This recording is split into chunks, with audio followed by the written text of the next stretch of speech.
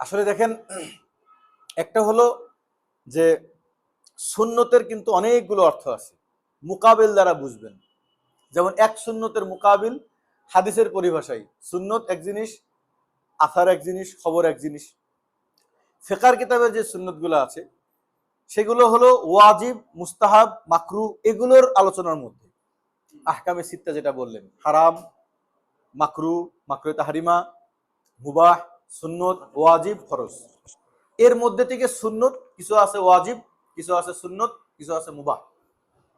আর আন-নিকাহু মিন সুন্নতি যেটা বলা হয়েছে, এটা হলো আদর্শিক আলোচনা, এটা হলো ফিকহের ওই সুন্নত না, মানে যেটা ওয়াজিবের মোকাবেলায়, মুবাহের মোকাবেলায় আসে। কারণ কি জানেন, ধরেন ব্যক্তি জীবনে যদি কারোর জন্য বিবাহ করা মুবাহ হয়, এনার জন্য সুন্নত না, কোন রকম জায়েজ, মুবাহ, বুঝতে পারছেন, তাকেও শরীয়তের পরিভাষায় বলা হবে সে সুন্নত আদায় করছে।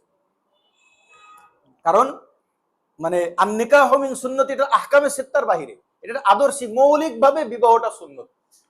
ঠিক আছে, এখন যে মুবাহ কাজটা করলো, ধরেন যে বিবাহ মুবাহ, শরীয়ত যাকে বলে তোমার জন্য বিবাহ করা কি মুবাহ, তার জন্যও কি সে যদি বিবাহ করে সেটাও কি হবে, সুন্নত আদায় হবে। বুঝতে পারছেন?